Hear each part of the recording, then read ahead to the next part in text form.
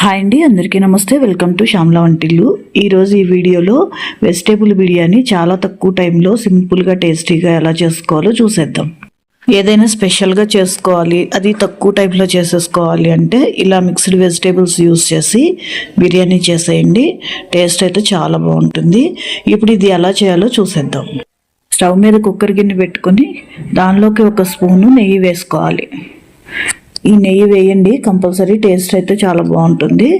ఈ నెయ్యి వేసిన తర్వాత దానిలోకి ఒక 2 స్పూన్స్ ఆయిల్ యాడ్ చేసుకోండి.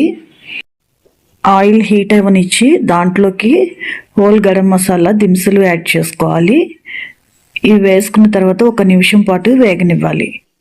ఇలా 1 నిమిషం పాటు వేయించుకున్న తర్వాత దీనిలోకి ఒక 4-5 పచ్చిమిర్చిని చీలికలుగా కట్ చేసి వేసుకోండి. కారం కనుక ఎక్కువ ఉండేటట్టయితే తగ్గించి వేసుకోండి. దీనిలోకి ఒక ఉల్లిపాయని ఇలా సన్నగా చీలికలుగా కట్ చేసి వేసుకోవాలి. ఇప్పుడు ఇవి కాసేపు 1 నిమిషం పాటు ఫ్రై అవనివ్వండి. దాని తర్వాత ఫ్రెష్గా నూరుకున్న అల్లం వెల్లుల్లి పేస్ట్ యాడ్ చేయండి. ఒక 2 స్పూన్స్ అల్లం వెల్లుల్లి పేస్ట్ వేసి ఆ పచ్చివాసన అంతా పోయే వరకు కూడా వేయించుకోవాలి. ఒక 5 నిమిషాల పాటు సిమ్లో పెట్టేసుకొని పచ్చివాసన అంతా పోయే వరకు వేగనివ్వండి. వేగిన తర్వాత దీనిలోకి అన్ని వెజిటేబుల్స్ ముక్కలుగా కట్ చేసి వేసుకున్నానండి. క్యారెట్, బంగాళదుంప, బీన్స్, బఠానీ, క్యాలీఫ్లవర్, ఇంకా మీ ఇష్టం అండి, ఏ వెజిటేబుల్స్ అయినా యాడ్ చేసుకోవచ్చు. వేసుకొని వాటిల్లోకి కొద్ది కల్లుప్పు టేస్ట్గా సరిపడినంతగా వేసుకోవాలి.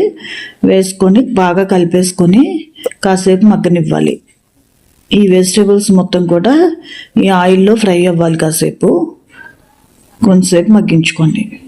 మూత పెట్టేసి ఒక 5 నిమిషాల పాటు సిమ్లో పెట్టి మగ్గనివ్వండి.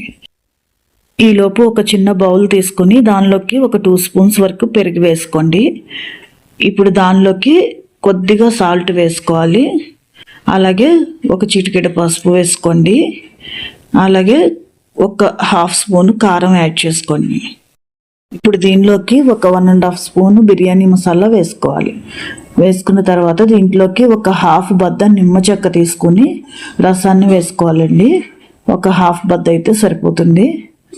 ఇప్పుడు ఈ మొత్తాన్ని కూడా స్పూన్తో కలుపుకోవాలి. బాగా కలిసేటట్టు కలిపి పక్కన పెట్టుకోవాలి. ఒక 5 నిమిషాల తర్వాత ఈ వెజిటేబుల్స్ కాస్త మగ్గాయండి. చూడండి, ఇలా మగ్గితే సరిపోతుంది. ఇప్పుడు ఒకసారి బాగా కలిపేసుకుని ఇప్పుడు దీనిలోకి ఒక గుప్పెడు పుదీనా తీసుకోవాలండి. అలాగే కొద్దిగా కొత్తిమీర సమానంగా తీసుకున్నాను. కొత్తిమీర, పుదీనా నీట్గా క్లీన్ చేసుకొని తరిగి వేసుకోవాలి. అలాగే మనం కలిపి పెట్టుకున్న ఈ పెరుగు మిశ్రమాన్ని కూడా వేసుకోవాలి. గిన్నెలోకి కొద్దిగా వాటర్ పోసి తొలిపి అవి కూడా వేసుకుంటున్నానండి. వేసుకొని మొత్తం కలిసేటట్టుగా ఒకసారి కలుపుకోవాలి. ఈ మసాలాలు మొత్తం కూడా ముక్కలకు పట్టేలాగా కలిపేసి కాసేపు మూత పెట్టేసి మగ్గించుకోవాలి. ఇలా ఒక 5 నిమిషాలు మగ్గిన తర్వాత ఇప్పుడు ఒక టమాటాని కట్ చేసి వేసుకోవాలి. ఇప్పుడు ఆ మొత్తాన్ని కూడా మరొకసారి కలుపుకొని మరొక 2 నిమిషాల పాటు ఈ టమాటా మెత్తబడే వరకు మగ్గనివ్వండి.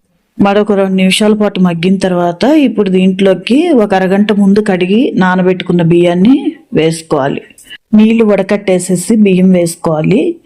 వేసుకొని ఇప్పుడు ఈ మొత్తాన్ని కూడా ఒకసారి బాగా కలుపుకోవాలి. కలుపుకొని ఒక 2 నిమిషాల పాటు సిమ్లో పెట్టేసుకొని వేయించుకోండి. ఇలా బియ్యాన్ని ముక్కలతో పాటు ఒక 2 నిమిషాలు వేగనిస్తే పొడి పొడిగా వస్తుందండి రైస్. ఇప్పుడు దీనిలోకి వాటర్ యాడ్ చేసుకోవాలి. ఇక్కడ నేను 2.5 గ్లాస్ వాటర్ తీసుకుంటున్నానండి. నేను ఇక్కడ నార్మల్ రైస్ తీసుకున్నాను. బియ్యం ఒక 1.5 గ్లాస్ బియ్యానికి 2.5 గ్లాసులు వాటర్ చొప్పున తీసుకున్నాను. ఈ వాటర్ వేసుకుని ఒకసారి మొత్తం కలిసేటట్టు కలుపుకొని సాల్ట్ ఒకసారి చెక్ చేసుకోండి.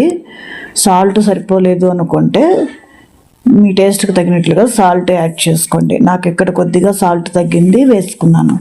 మొత్తాన్ని ఒకసారి కలుపుకొని మూత పెట్టేసి హై ఫ్లేమ్లో ఒక 2 నిమిషాలు ఉడికించుకోవాలి. ఒక 2 నిమిషాల తర్వాత మూత తీసేసి మరొకసారి కలుపుకోవాలండి.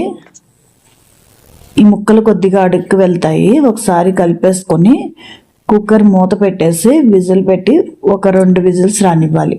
ప్రెషర్ పోయిన తర్వాత మూత ఓపెన్ చేసేసి దానిపైన కొద్దిగా కొత్తిమీర యాడ్ చేసుకోండి. కొద్దిగా కొత్తిమీర వేసుకొని మొత్తం కలిసేటట్టుగా ఒకసారి కలుపుకోవాలి. ఇంతేనండి, చాలా పొడి పొడిగా వస్తుంది.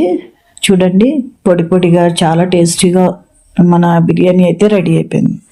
అంతేనండి, బిర్యానీ రెడీ అయిపోయింది. వేడివేడిగా సర్వ్ చేసుకోండి. రైతాతో అయినా బాగుంటుంది, లేదా ఏదైనా నాన్ వెజ్ కర్రీతో అయినా సరే చాలా చాలా టేస్టీగా ఉంటుందండి. తప్పకుండా ట్రై చేయండి. ఈ వీడియో కనుక మీకు నచ్చినట్లయితే వీడియోకి ఒక లైక్ చేసి షేర్ చేసి ఛానల్ని సబ్స్క్రైబ్ చేసుకొని సపోర్ట్ చేయండి. ఉంటానండి. Thank you.